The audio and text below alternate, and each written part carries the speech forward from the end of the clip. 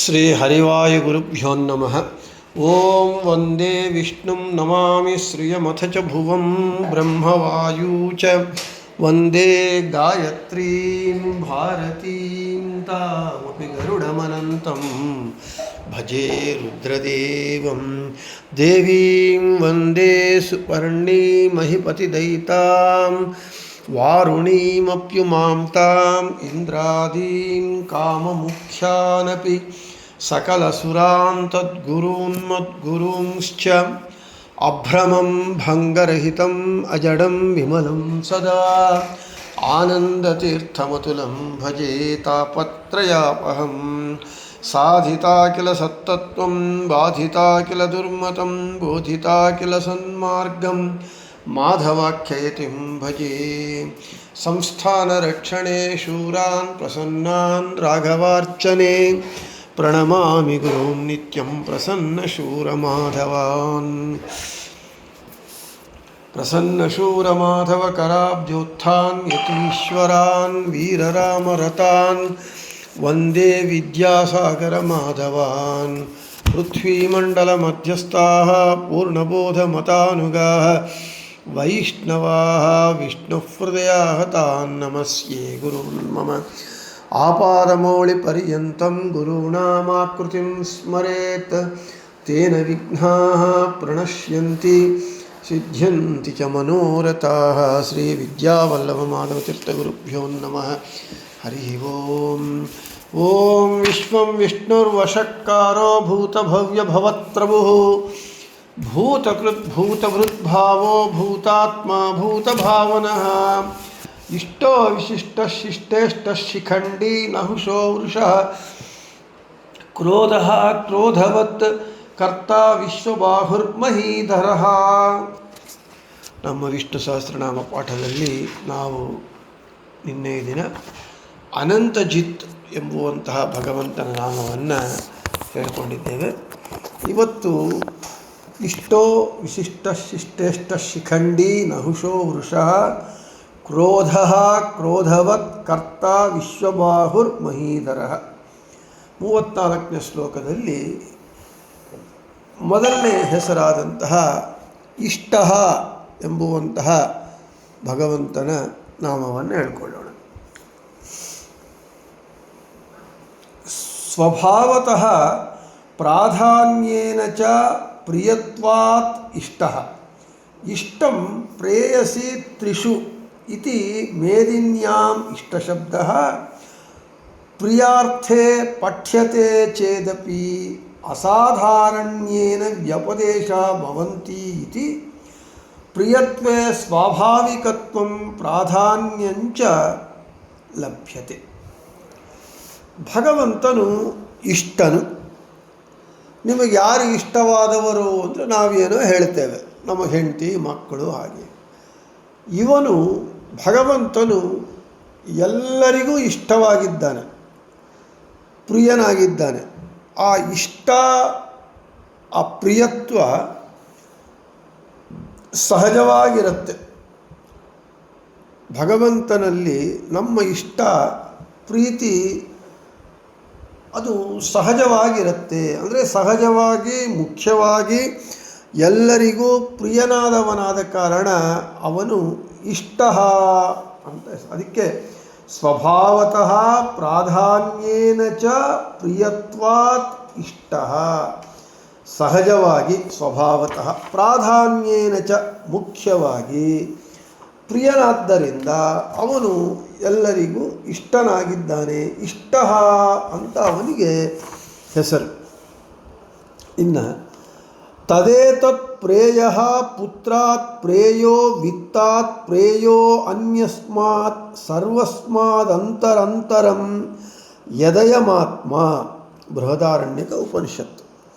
ಬೃಹದಾರಣ್ಯಕ ಉಪನಿಷತ್ ಭಾಷ್ಯದಲ್ಲಿ ಸ ಏಷ ವಿಷ್ಣುರ್ಭಗವಾನ್ ಪುತ್ರಾತ್ ವಿತ್ತಾತ್ ತಥಾತ್ಮನಃ ಅನ್ಯಸ್ಮಾದಪಿ ಸರ್ವಸ್ಮಾತ್ ಪ್ರೇಷ್ಠಃ ಏವ ಸ್ವಭಾವತಃ.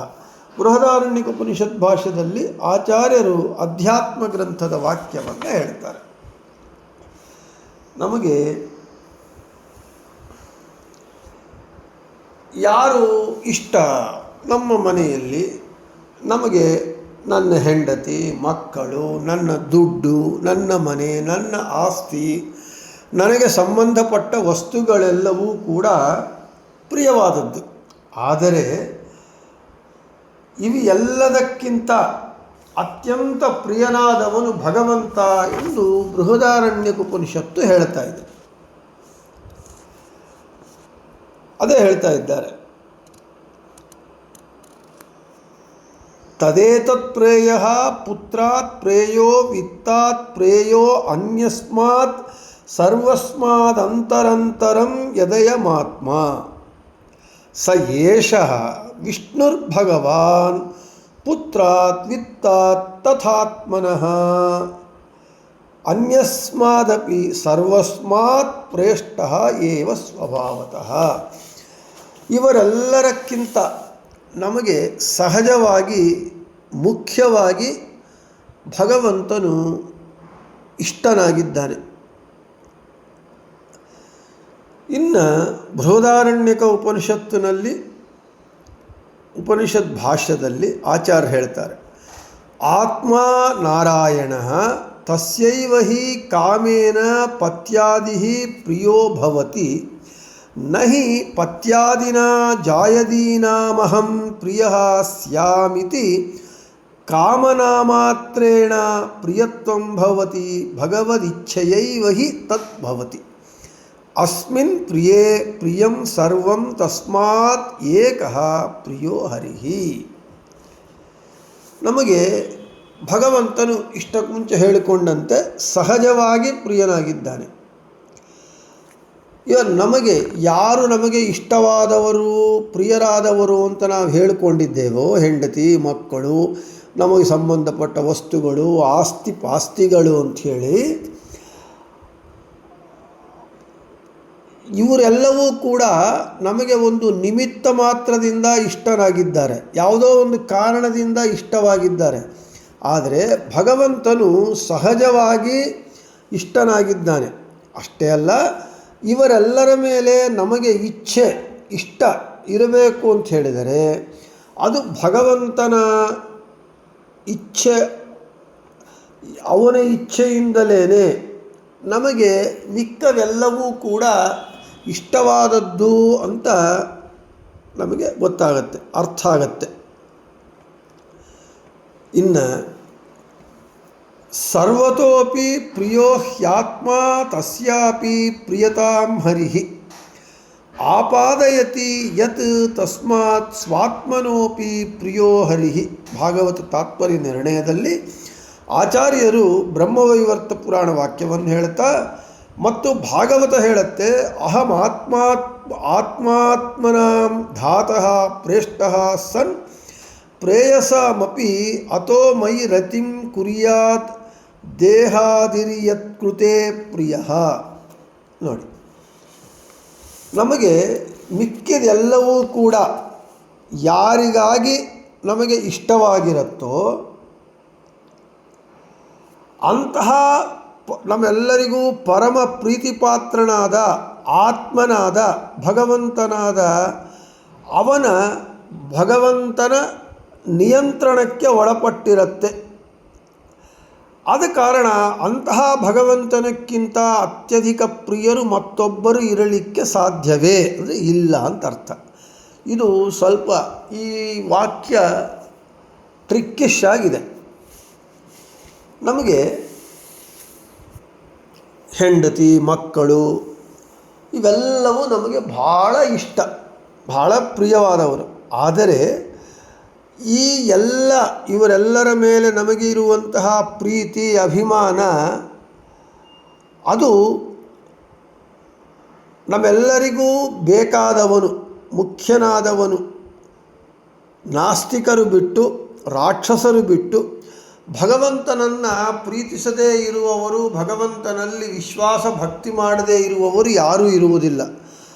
ಆದ ಕಾರಣ ಇವರೆಲ್ಲರಕ್ಕಿಂತ ನಮಗೆ ಪರಮ ಪ್ರೀತಿಕರನಾದ ಆತ್ಮಶಬ್ದವಾಚ್ಯನಾದ ನಾರಾಯಣನು ಈ ಎಲ್ಲ ಪ್ರೀತಿ, ಎಲ್ಲರೂ ಏನು ನಮಗೆ ಪ್ರಿಯರಾಗಿದ್ದಾರೆ ಅವೆಲ್ಲವೂ ಕೂಡ ಭಗವಂತನ ನಿಯಂತ್ರಣಕ್ಕೆ ಒಳಪಟ್ಟಿದೆ. ಅಂದರೆ ನಮ್ಮ ಎಲ್ಲರ ಮೇಲೆ ನಮಗೆ ಇರುವ ಪ್ರೀತಿ ವಿಶ್ವಾಸಗಳು ಇವೆಲ್ಲವೂ ಕೂಡ, ಮತ್ತು ನಾವು ಪ್ರೀತಿಸುವವರೂ ಕೂಡ ನಾವು ಸಹ ಸೇರಿಕೊಂಡು ಎಲ್ಲವೂ ಭಗವಂತನ ನಿಯಮನಕ್ಕೆ, ಭಗವಂತನ ನಿಯಂತ್ರಣಕ್ಕೆ ಒಳಗಾಗಿದೆ ಅಂತ ಅಂದ ಮೇಲೆ ಇವೆಲ್ಲರನ್ನೂ ನಿಯಂತ್ರಣ ಮಾಡುವ ಭಗವಂತನಕ್ಕಿಂತ ಅತ್ಯಧಿಕ ಪ್ರಿಯನು ಯಾರಿರಲಿಕ್ಕೆ ಸಾಧ್ಯ ಅಂತ ಹೇಳಿದರೆ ಯಾರೂ ಇರಲಿಕ್ಕೆ ಸಾಧ್ಯವೇ ಇಲ್ಲ ಅಂತ ಹೇಳ್ತಾ, ಇನ್ನು ನಾವು ಭಾಗವತ ಹೇಳಿದಂತೆ ಭಗವಂತನು ಚತುರ್ಮುಖನಿಗೆ ಉಪದೇಶವನ್ನು ಮಾಡ್ತಾ, ಬ್ರಹ್ಮನಿಗೆ ಚತುರ್ಮುಖ ಬ್ರಹ್ಮ ಉಪದೇಶ ಮಾಡ್ತಾ, ನಾನು ಎಲ್ಲ ಇಷ್ಟಗಳಕ್ಕಿಂತ ಅಧಿಕ ಇಷ್ಟನಾಗಿದ್ದೇನೆ, ನನ್ನಿಂದಲೇ ಚತುರ್ಮುಖ ಬ್ರಹ್ಮನಿಗೆ ಭಗವಂತ ಹೇಳ್ತಾ ಇದ್ದಾನೆ, ಎಲ್ಲ ಇಷ್ಟಗಳಕ್ಕಿಂತ ನಾನು ಅತ್ಯಧಿಕ ಇಷ್ಟನಾಗಿದ್ದೇನೆ, ನನ್ನಿಂದಲೇ ಅಂದರೆ ಭಗವಂತನಿಂದಲೇ ಈ ದೇಹಾದಿಗಳೆಲ್ಲವೂ ಕೂಡ ಇಷ್ಟ ಅಂತ ಅನಿಸುತ್ತೆ. ಆದ ಕಾರಣ ನನ್ನಲ್ಲಿ ಪ್ರೀತಿಯನ್ನು ಮಾಡಬೇಕು ಎಂದು ಭಗವಂತ ಚತುರ್ಮುಖ ಬ್ರಹ್ಮನಿಗೆ ಹೇಳಿದ್ದಾನೆ. ಹೀಗಾಗಿ ಭಗವಂತ ಸಹಜವಾಗಿ ಹಾಗೂ ಮುಖ್ಯವಾಗಿ ಪ್ರಿಯನಾಗಿದ್ದಾನಾದ ಕಾರಣ ಇಷ್ಟ ಅಂತ ಹೆಸರು. ಇವೆಲ್ಲ ಏನು ಇಲ್ಲಿಯವರೆಗೂ ನಾವು ಬೃಹದಾರಣ್ಯಕ ಉಪನಿಷತ್ತು, ಬೃಹದಾರಣ್ಯಕ ಭಾಷ್ಯ, ಭಾಗವತ, ಬ್ರಹ್ಮವೈವರ್ತ ಪುರಾಣ, ಆಧ್ಯಾತ್ಮ ಗ್ರಂಥದ ಪ್ರಮಾಣಗಳೆಲ್ಲ ಏನು ಹೇಳಿಕೊಂಡಿದ್ದೇವೆ, ಒಟ್ಟು ತಾತ್ಪರ್ಯ ಏನು? ಭಗವಂತ ಎಲ್ಲದಕ್ಕಿಂತ ಅತ್ಯಧಿಕ ಇಷ್ಟನಾದವನು ನಮಗೆ. ಆದರೆ ನಾವು ಆ ಭಗವಂತನೇ ನಮಗೆ ಅತ್ಯಂತ ಪ್ರೀತಿಪಾತ್ರನು ಎಂಬ ಜ್ಞಾನ ನಮಗೆ ಇಲ್ಲ. ಇದಕ್ಕೆ ಒಂದು ಸ್ವಲ್ಪ ವಿವರಣೆ ಕೊಡಬೇಕಾಗಿ ಬರುತ್ತೆ. ನಾವು ಭಕ್ತಿ ಮಾಡ್ತೇವೆ, ನಾವೆಲ್ಲರೂ ಭಕ್ತರು. ಅಂದರೆ ಭಗವಂತನಲ್ಲಿ ವಿಶ್ವಾಸ ಮಾಡುವವರು, ಭಗವಂತನನ್ನು ಪ್ರೀತಿಸುವವರು ನಾವೆಲ್ಲರೂ ಭಕ್ತರು. ಆ ಭಕ್ತಿಯ ನಿರ್ವಚನವನ್ನು ಆಚಾರ್ಯರು ಮಹಾಭಾರತ ತಾತ್ಪರ್ಯ ನಿರ್ಣಯದಲ್ಲಿ ಹೇಳ್ತಾರೆ. ಮಹಾತ್ಮ್ಯಜ್ಞಾನಪೂರ್ವಕ ಸುದೃಢ ಸರ್ವತೋಧಿಕ ಸ್ನೇಹೋ ಭಕ್ತಿರಿತಿ ಪ್ರೋಕ್ತಸ್ತಯ ಮುಕ್ತಿರ್ನ ಚಾನ್ಯಥ. ಮಹಾತ್ಮ್ಯಜ್ಞಾನಪೂರ್ವಕವಾದ ಸುದೃಢವಾದ ಸರ್ವತೋಧಿಕವಾದ ಸ್ನೇಹ, ಭಕ್ತಿ, ಪ್ರೀತಿ, ಅನುರಾಗ, ಪ್ರೇಮ ಎಲ್ಲವೂ ಪರ್ಯಾಯ ಪದಗಳು. ಇಂತಹ ಭಕ್ತಿ ಒಂದೇ, ಇಂತಹ ಪ್ರೇಮ ಒಂದೇ ಮುಕ್ತಿಗೆ ಮಾರ್ಗ, ಇನ್ನು ಬೇರೆ ಯಾವುದೂ ಇಲ್ಲ ಅಂತ ಹೇಳ್ತಾರೆ. ಆದರೆ ಭಗವಂತನಲ್ಲಿ ಭಕ್ತಿ ಮಾಡಬೇಕು ಅಂತ ಹೇಳಿದರೆ ಹೇಗೆ ಮಾಡಬೇಕು? ಮಹಾತ್ಮ್ಯಜ್ಞಾನಪೂರ್ವಕವಾಗಿ ಮಾಡಬೇಕು, ಸುದೃಢವಾಗಿ ಮಾಡಬೇಕು, ಸರ್ವತೋಧಿಕವಾಗಿ ಮಾಡಬೇಕು. ಇದಕ್ಕೆ ನಮಗೆ ಜಯತೀರ್ಥರ ಜಿಜ್ಞಾಸಾಧಿಕರಣದಲ್ಲಿ ಈ ಭಕ್ತಿಯನ್ನು ವ್ಯಾಖ್ಯಾನ ಮಾಡ್ತಾರೆ. ಪರಮೇಶ್ವರ ಭಕ್ತಿರ್ನಾಮ ನಿರವಧಿಕಾನಂತಾನವದ್ಯ ಕಲ್ಯಾಣ ಗುಣತ್ವಜ್ಞಾನಪೂರ್ವಕ ಸ್ವ ಆತ್ಮೀಯ ಸಮಸ್ತ ವಸ್ತುಭ್ಯೋ ಅನೇಕ ಗುಣಾಧಿಕ ಅಂತರಾಯ ಸಹಸ್ರೇಣಾಪಿ ಅಪ್ರತಿಬದ್ಧ ನಿರಂತರ ಪ್ರೇಮ ಪ್ರವಾಹ ಅಂತೇಳಿದರು. ಮಹಾತ್ಮ್ಯಜ್ಞಾನಪೂರ್ವಕ ಆಚಾರ್ಯರ ವಾಕ್ಯ. ಅದಕ್ಕೆ ಪರಮೇಶ್ವರ ಭಕ್ತಿರ್ನಾಮ ಭಗವಂತನ ಭಕ್ತಿ, ಭಗವಂತನಲ್ಲಿ ಭಕ್ತಿ ಅಂತಂದರೆ ಪರಮೇಶ್ವರ ಭಕ್ತಿರ್ನಾಮ ನಿರವಧಿಕಾನಂತಾನವದ್ಯ ಕಲ್ಯಾಣ ಗುಣತ್ವಜ್ಞಾನಪೂರ್ವಕ.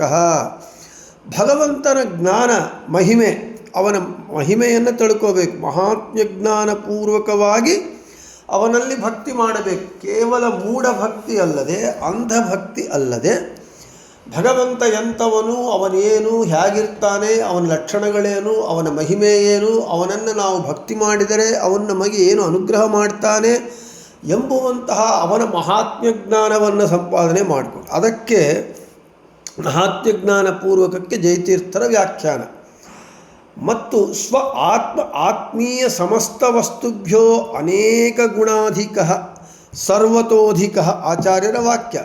ಸರ್ವತೋಧಿಕಕ್ಕೆ ಇದು ವ್ಯಾಖ್ಯಾನ. ನಮಗಿದೆ ಇಲ್ಲಿ ಬೇಕಾಗಿದ್ದು. ಸ್ವ ಆತ್ಮೀಯ ಸಮಸ್ತ ವಸ್ತುಭ್ಯೋ ಅನೇಕ ಗುಣಾಧಿಕ. ಸ್ವ ಆತ್ಮ ಆತ್ಮೀಯ ಸರ್ವತೋ ನನ್ನ ಮೇಲೆ ನನಗಿರುವಷ್ಟು ಪ್ರೀತಿ ಜಗತ್ತಿನಲ್ಲಿ ಯಾರ ಮೇಲೆ ಇರೋದಿಲ್ಲ.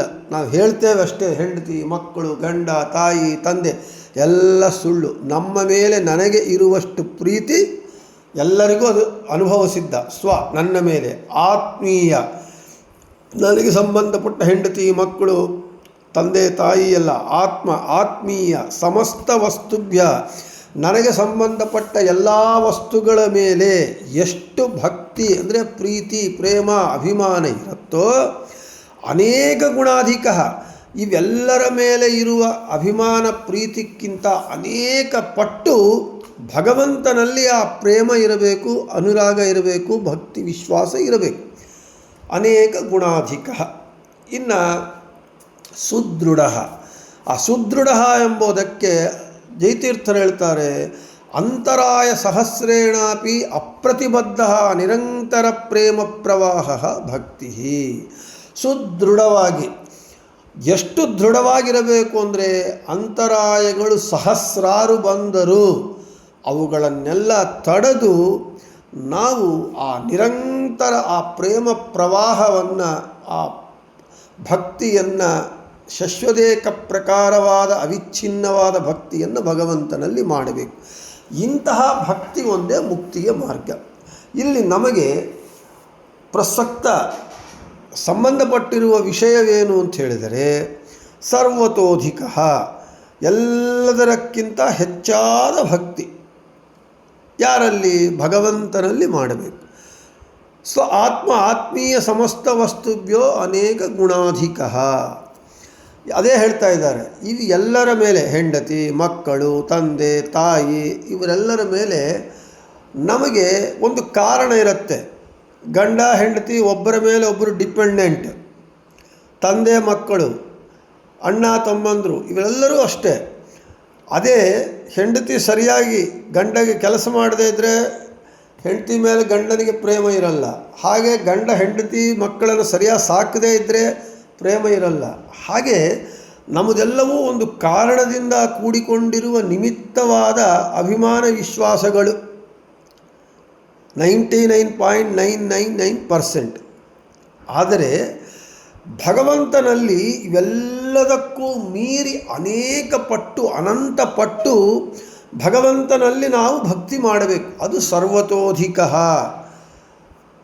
ಆವಾಗ ಎಲ್ಲವೂ ಕೂಡ ಭಗವಂತನೇ ನಮಗೆ ಪ್ರೀತಿಪಾತ್ರನು ಅಂತಂದಾಗ ಮಾತ್ರ ಅದು ಆವಾಗೇ ಅವನಿಗಿಷ್ಟನಾಗ್ತಾನೆ. ನಮ್ಮೆಲ್ಲರಿಗೂ, ಆಸ್ತಿಕರೆಲ್ಲರಿಗೂ ಕೂಡ, ನಾನು ಮೊದಲೇ ಹೇಳಿದಂತೆ ನಾಸ್ತಿಕರು ಮತ್ತು ತಮೋಜೀವಿಗಳು, ರಾಕ್ಷಸರು ಬಿಟ್ಟರೆ ಆಸ್ತಿಕರೆಲ್ಲರಿಗೂ ಭಗವಂತನಲ್ಲಿ ಭಕ್ತಿ. ಭಗವಂತನೇ ಅತ್ಯಂತ ಇಷ್ಟನಾದವನು. ಆದರೆ ನಮಗೆ ಅಜ್ಞಾನದಿಂದ ಭಗವಂತನೇ ನಮ್ಮೆಲ್ಲರಿಗೂ ಎಲ್ಲರಕ್ಕಿಂತ ಹೆಚ್ಚಾಗಿ ಇಷ್ಟನಾದವನು ಅಂತ ಹೇಳಿ ನಮಗೆ ಆ ಜ್ಞಾನ ಇಲ್ಲ. ಆ ಜ್ಞಾನ ಇದ್ದರೂ ನಮಗೆ ಅನುಷ್ಠಾನದಲ್ಲಿ ಬರುವುದಿಲ್ಲ. ಯಾವಾಗ ಬರುತ್ತೆ ಅನುಷ್ಠಾನ ಅಂತ ಹೇಳಿದರೆ, ಅದು ನಮ್ಮ ಸಾಧನೆಯ ಮೇಲೆ ಭಗವಂತನ ಅನುಗ್ರಹದಿಂದ ನಮಗೆ ಆ ಅನುಸಂಧಾನ, ಜ್ಞಾನ ಬರುತ್ತೆ ಹೊರತು ಇಲ್ಲದಿದ್ದರೆ ಬರಲ್ಲ. ಆದರೆ ನಮಗೆ ಭಗವಂತನೇ ಇಷ್ಟನಾದರೂ ಅವನು ಇಷ್ಟ ಎಂಬುವಂತಹ ಒಂದು ಜ್ಞಾನ ನಮಗೆ ಇಲ್ಲ, ಅನುಸಂಧಾನ ಇಲ್ಲ. ಆದರೆ ಆಚಾರ್ಯರಿಗೆ ನಮ್ಮೆಲ್ಲರ ಪ್ರತಿನಿಧಿ, ಜೀವೋತ್ತಮರಾದ ವಾಯುದೇವರ ಅವತಾರ, ಅವರ ಭಕ್ತಿ ಭಗವಂತನಲ್ಲಿ ಶಶ್ವತೇಕ ಪ್ರಕಾರವಾಗಿ ಅವಿಚ್ಛಿನ್ನವಾಗಿರುತ್ತೆ. ಅದೇ ಆಚಾರ್ಯನು ಹೇಳ್ತಾರೆ, ನಾನು ಎಷ್ಟೋ ಬಾರಿ ಹೇಳಿದಂತೆ ಅನುವ್ಯಾಖ್ಯಾನ ಮಂಗಳಾಚರಣ ಶ್ಲೋಕದಲ್ಲಿ, ನಾರಾಯಣಂ ನಿಖಿಲ ಪೂರ್ಣ ಗುಣೈಕ ದೇಹಂ ನಿರ್ದೋಷಂ ಆಪ್ಯತಮಂ ಅಪಿ ಅಖಿಲೈ ಸುವಾಕ್ಯೈ ಅಸ್ಯೋದ್ಭವಾದಿದಂ ಅಶೇಷ ವಿಶೇಷತೋಪಿ ವಂದ್ಯಂ ಸದಾ ಪ್ರಿಯತಮಂ ಮಮ ಸನ್ನಮಾಮಿ. ಇಂತಹ ಅನಂತ ಕಲ್ಯಾಣ ಗುಣಪರಿಪೂರ್ಣನಾದ, ದೋಷದೂರನಾದ, ಜ್ಞೇಯನಾದ, ಗಮ್ಯನಾದ ಇಂತಹ ಭಗವಂತನು ಮಮ ನನಗೆ ಪ್ರಿಯತಮಂ, ಅತ್ಯಂತ ಪ್ರಿಯತಮನು. ಅವನಕ್ಕಿಂತ ನನಗೆ ಇಷ್ಟನಾದವರು ಇನ್ನು ಜಗತ್ತಿನಲ್ಲಿ ಯಾರೂ ಇಲ್ಲ ಅಂತ ಮಧ್ವಾಚಾರ್ಯ ಸ್ಪಷ್ಟವಾಗಿ ಹೇಳ್ತಾರೆ. ಅದೇ ಹೇಳ್ತಾ ಇದ್ದಾರೆ, ಇಷ್ಟ ಅಂತ ಹೇಳಿದರೆ ಎಲ್ಲರಕ್ಕಿಂತ ಭಗವಂತನೇ ಸ್ವಾಭಾವಿಕವಾಗಿ ಸಹಜವಾಗಿ ನಮಗೆ ಇಷ್ಟನಾದವನು. ಸರ್ವತೋಪಿ ಪ್ರಿಯೋ ಹ್ಯಾತ್ಮ ತಸ್ಯಾಪಿ ಪ್ರಿಯತಾಂ ಹರಿಹಿ ಆಪಾದಯತಿ ಯತ್ ತಸ್ಮಾತ್ ಸ್ವಾತ್ಮನೋಪಿ ಪ್ರಿಯೋ ಹರಿಹಿ ಅಂತ ಹೇಳ್ತಾ ಇದ್ದಾರೆ. ಆದ ಕಾರಣ ಇವನು ಎಲ್ಲರ ನಮಗೆ ಅದು ಆಚಾರ್ಯರು ಜೀವೋತ್ತಮರು, ಅವರು ಮಹಾ ಏಕಾಂತ ಭಕ್ತರಾದ ಕಾರಣ ಭಗವಂತನೇ ನನಗೆ ಪ್ರಿಯತಮ, ಅವನಕ್ಕಿಂತ ಇಷ್ಟವಾದ ಪದಾರ್ಥ ಜಗತ್ತಿನಲ್ಲಿ ಇನ್ನೊಂದು ಇಲ್ಲ ಎಂಬ ಜ್ಞಾನವನ್ನು ಪಡೆದು ಅದರನ್ನು ಅನುಸಂಧಾನ ಮಾಡಿಕೊಂಡು ಜೀವನದಲ್ಲಿ ಅಪ್ಲೈ ಮಾಡ್ತಾರೆ. ಆದರೆ ನಮಗೆ ಆ ಜ್ಞಾನ ಪೂರ್ಣವಾಗೂ ದೃಢವಾಗಿ ಇದಮಿತ್ತವಾಗಿ ನಿಶ್ಚಯವಾಗಿ ಇಲ್ಲ. ಅದನ್ನು ಮತ್ತು ಅದೇ ಮಟ್ಟಕ್ಕೆ ನಮ್ಮ ಯೋಗ್ಯತಾನುಸಾರ ಅನುಷ್ಠಾನ ಮಾಡಿಕೊಂಡು ಅನುಸಂಧಾನ ಮಾಡಿಕೊಂಡು ಭಗವಂತನೇ ನಮಗಿಷ್ಟ ಎಂಬುವಂತಹ ಜ್ಞಾನ ಅನುಸಂಧಾನ ನಮಗೆ ಇಲ್ಲ. ಅದು ಬರಬೇಕು ಅಂದರೆ ಭಗವಂತನಿಂದ ಬರಬೇಕು. ಒಟ್ಟಾರೆ ಇಷ್ಟ ಎಂಬುದಕ್ಕೆ ಭಗವಂತನೇ ನಮ್ಮೆಲ್ಲರಿಗೂ ಸಹಜವಾಗಿ ಮುಖ್ಯವಾಗಿ ಭಗವಂತನೇ ಇಷ್ಟನು. ಆದ ಕಾರಣ ಅವನಿಗೆ ಇಷ್ಟ ಎಂಬುವಂತಹ ಹೆಸರು ಇದೆ ಅಂತ ಹೇಳ್ತಾ, ಇನ್ನು ಇಷ್ಟಂ ಪೂಜಿತೆ ತ್ರಿಷು ಇತಿ ಮೇದಿನ್ಯಾಂ ಇಷ್ಟಶಬ್ದ ಪೂಜಿತಾರ್ಥೇ ಶ್ರೂಯತೆ. ಸಾಧಾರಣ್ಯೇನ ವ್ಯಪದೇಶ ಭವಂತಿ ಇತಿ ನ್ಯಾಯೇನ ಚ ಸ್ವಾತಂತ್ರ್ಯೇಣ ಪ್ರಾಧಾನ್ಯೇನ ಚ ಪೂಜಿತಃ ಇತ್ಯರ್ಥಃ ಫಲತಿ. ನಮಗೆ ಸ್ವತಂತ್ರವಾಗಿ ಹಾಗೂ ಪ್ರಧಾನವಾಗಿ ಪೂಜಿತನಾಗಿರುವವನು. ಇಲ್ಲಿ ಇಷ್ಟಂ ಅಂದರೆ ಇಷ್ಟ ಶಬ್ದ ಪೂಜಿತಾರ್ಥೇ ಶ್ರೂಯತೆ. ಇಷ್ಟ ಶಬ್ದವನ್ನು ಪೂಜಿತನು ಪೂಜ್ಯನು ಎಂಬುವ ಅರ್ಥದಲ್ಲಿ ಇಲ್ಲಿ ನಾವು ತಗೊತಾ ಇದ್ದಾರೆ. ಸ್ವತಂತ್ರವಾಗಿ ಹಾಗೂ ಪ್ರಧಾನವಾಗಿ ಭಗವಂತನೇ ಪೂಜಿತನಾಗಿದ್ದಾರೆ. ನಮ್ಮೆಲ್ಲರಿಗೂ ಕೂಡ ನಾವು ಯಾರನ್ನು ಪೂಜೆ ಮಾಡ್ತೇವೆ, ನಮಗೆ ಯಾರು ಪೂಜ್ಯರು, ನಮಗೆ ಯಾರು ಪೂಜಿತರು ಅಂದರೆ ಭಗವಂತನೇ. ನಾವೆಲ್ಲರೂ ಭಗವಂತನನ್ನೇ ನಾವು ಪೂಜೆ ಮಾಡ್ತೇವೆ, ಪ್ರಧಾನವಾಗಿ ಅವನನ್ನೇ ಮಾಡ್ತೇವೆ. ಅದಕ್ಕೆ ನಮ್ಮ ಮಧ್ವ ಸಿದ್ಧಾಂತವೇ ಹರಿಸರ್ವೋತ್ತಮ ವಾಯುಜೀವೋತ್ತಮ, ಪ್ರಧಾನವಾಗಿ ಭಗವಂತನೇ. ಇನ್ನು ಲಕ್ಷ್ಮೀದೇವಿ ಮೊದಲುಕೊಂಡು ಜೀವೋತ್ತಮರಾದ ಬ್ರಹ್ಮವಾಯುಗಳು ಮತ್ತು ಸಮಸ್ತ ದೇವತೆಗಳು ಎಲ್ಲರೂ ಪರಿವಾರತಯ ಅವರು. ಆದರೆ ಪ್ರಧಾನವಾಗಿ ಅವನು ಭಗವಂತನೇ ಪೂಜಿತನಾಗಿದ್ದಾನೆ ಅಂತ ಹೇಳ್ತಾ ಇನ್ನು ಅದಕ್ಕೆ ಹೇಳ್ತಾ ಇದ್ದಾರೆ, ಆ ಸಾಧಾರಣ್ಯೇನ ವ್ಯಪದೇಶ ಭವಂತಿ ಇತಿ ನ್ಯಾಯೇನ ಚ, ಈ ನ್ಯಾಯದಿಂದ ಸ್ವಾತಂತ್ರ್ಯೇಣ ಪ್ರಾಧಾನ್ಯೇನ ಚ ಪೂಜಿತಃ ಇತ್ಯರ್ಥಃ. ಭಗವಂತನು ಸ್ವತಂತ್ರವಾಗಿ ಪ್ರಧಾನವಾಗಿ ಪೂಜಿತನಾಗಿದ್ದಾನೆ. ಆದ ಕಾರಣ ಅವನು ಇಷ್ಟ ಅಂತ ಅವನಿಗೆ ಹೆಸರು ಅಂತ ಹೇಳ್ತಾ, ಇನ್ನು ಮಹಾಭಾರತದಲ್ಲಿ ಶಾಂತಿ ಪರ್ವದಲ್ಲಿ ಹೇಳ್ತಾ ಇದ್ದಾರೆ, ಯೇ ಯಜಂತಿ ಪಿತॄನ್ ದೇವಾನ್ ಗುರೂಂಶ್ಚೈವಾತಿಥೀಂಸ್ತಥಾ ಗಾಶ್ಚೈವ ದ್ವಿಜಮುಖ್ಯಾಂಶ್ಚ ಪೃಥಿವೀಂ ಮಾತರಂ ತಥಾ ಕರ್ಮಣ ಮನಸ ವಾಚ ವಿಷ್ಣುಮೇವ ಯಜಂತಿತೆ ಅಂತರ್ಗತಃ ಸ ಭಗವಾನ್ ಸರ್ವಸಸ್ತ್ವ ಶರೀರಗಃ ಅಂತ ಹೇಳ್ತಾ ಇದ್ದಾರೆ. ನಮಗೆ ಗುರುಗಳು, ಹಿರಿಯರು, ದೊಡ್ಡವರು, ದೇವತೆಗಳು ಮೊದಲಾದವರು ಇವರೆಲ್ಲರೂ ನಮಗೆ ಪೂಜ್ಯರೇ. ಆದರೆ ಇವರೆಲ್ಲರೂ ಹೇಗೆ ಪೂಜ್ಯರಾಗ್ತಾರೆ ಅಂತ ಹೇಳಿದರೆ, ಅವರಲ್ಲಿ ಭಗವಂತನ ಸನ್ನಿಧಾನ ಇರುವುದರಿಂದಲೇ ಪೂಜ್ಯರಾಗ್ತಾರೆ. ಆದ್ದರಿಂದ ನರನಾರಾಯಣರು ನಾರದರಿಗೆ ಹೀಗೆ ಉಪದೇಶ ಮಾಡ್ತಾ ಇದ್ದಾರಂತೆ, ಯಾರು ಕರ್ಮ ಮನಸ್ಸು ಹಾಗೂ ಮಾತುಗಳಿಂದ ಅಂದರೆ ಕಾಯಿಕ ವಾಚನಿಕ ಮಾನಸಿಕ ಈ ಎಲ್ಲದಿಂದ ಪಿತೃಗಳನ್ನು, ದೇವತೆಗಳನ್ನು, ಗುರುಗಳನ್ನು, ಅತಿಥಿಗಳನ್ನು, ಗೋವುಗಳನ್ನು, ಬ್ರಾಹ್ಮಣ ಶ್ರೇಷ್ಠರನ್ನು, ಭೂಮಿಯನ್ನು, ತಾಯಿಯನ್ನು ಆರಾಧಿಸುತ್ತಾರೋ ಅವರು ವಿಷ್ಣುವನ್ನೇ ಪೂಜಿಸುತ್ತಾರೆ. ಯಾಕೆ ಅಂತ ಹೇಳಿದರೆ ವಿಷ್ಣುವು ಎಲ್ಲ ಪ್ರಾಣಿಗಳ ಶರೀರಗಳಲ್ಲಿಯೂ ಅಂತರ್ಗತನಾಗಿದ್ದಾನೆ. ಆದ್ದರಿಂದ ಪಿತೃಗಳೇ ಮೊದಲಾದವರಿಗೆ ನಾವು ಏನು ಪೂಜೆ ಮಾಡ್ತೇವೆ ಅದು ಅವರ ಅಂತರ್ಯಾಮಿಯಾದ ಶ್ರೀ ವಿಷ್ಣುವಿಗೆ ಸಲ್ಲತ್ತೆ, ಸೇರುತ್ತೆ ಅಂತ ನಮಗೆ ಹೇಳ್ತಾ ಇದ್ದಾರೆ. ಆದ ಕಾರಣ ಹೀಗೆ ಭಗವಂತನು ಅರ್ಚಿತೆ ದೇವದೇವೇಶೇ ಶಂಖಚಕ್ರ ಗದಾಧರೇ ಅರ್ಚಿತಾ ಸರ್ವದೇವಾ ಸ್ಯುರ್ ಯತಃ ಸರ್ವಗತೋ ಹರಿಹಿ. ಹೀಗೆ ಭಗವಂತನು ಎಲ್ಲರಲ್ಲಿ ಅಂತರ್ಯಾಮಿಯಾಗಿದ್ದು ಅವನನ್ನು ನಾವು ಅರ್ಚಿಸಿದ್ದೇವೆ ಅಂತ ಹೇಳಿದರೆ ಸಕಲ ದೇವತೆಗಳನ್ನು ಅರ್ಚಿಸಿದಂತೆ ಆಗತ್ತೆ ಅಂತ ಹೇಳ್ತಾ ಇದ್ದಾರೆ. ಒಟ್ಟು ನಮಗೆ ಯಾರು ಪೂಜ್ಯರು ಅಂದರೆ ನಮಗೆ ಮಾತೃದೇವೋ ಭವ, ಪಿತೃದೇವೋ ಭವ, ಅತಿಥಿ ದೇವೋ ಭವ, ಆಚಾರ್ಯ ದೇವೋ ಭವ ಅಂತೆಲ್ಲ ಹೇಳ್ತಾರೆ. ಇವರೆಲ್ಲರೂ ನಮಗೆ ಪ್ರೀತಿಪಾತ್ರರು, ಪೂಜ್ಯರು. ಇವರು ಪೂಜ್ಯರು ಯಾಕೆ ಆದರು ಅಂತ ಹೇಳಿದರೆ ಅವರ ಅಂತರ್ಯಾಮಿಯಾಗಿ ಮಾತೃಂತರ್ಗತ, ಪಿತೃಂತರ್ಗತ, ಗುರುವಂತರ್ಗತ ಅವರು ಇರುವ ಭಗವಂತನು ಅವರಲ್ಲಿ ಇರುವುದರಿಂದ ಇವರೆಲ್ಲರೂ ಪೂಜ್ಯರಾಗಿದ್ದಾರೆ. ಇವರೆಲ್ಲರನ್ನೂ ನಾವು ಪೂಜೆ ಮಾಡ್ತಾ ಇದ್ದೀವಿ ಅಂದರೆ ಅರ್ಥಾತ್ ರಾಘವೇಂದ್ರ ತೀರ್ಥ ಗುರುವಂತರ್ಗತ ಭಾರತೀಯ ಮುಖ್ಯ ಪ್ರಾಣಾಂತರ್ಗತ ಸೀತಾಪತಿ ಶ್ರೀರಾಮಚಂದ್ರ ಪ್ರೇರಣೆಯ ಪ್ರೀತ್ಯರ್ಥಂ, ವಿದ್ಯಾಸಾಗರ ಮಾಧವ ತೀರ್ಥ ಗುರುವಂತರ್ಗತ ಭಾರತೀಯ ಮುಖ್ಯ ಪ್ರಾಣ ಸೀತಾಪತಿ ಶ್ರೀ ಮೂಲ ವೀರರಾಮಚಂದ್ರ ಪ್ರೇರಣೆಯ ವೀರರಾಮಚಂದ್ರ ಪ್ರೀತ್ಯರ್ಥಂ.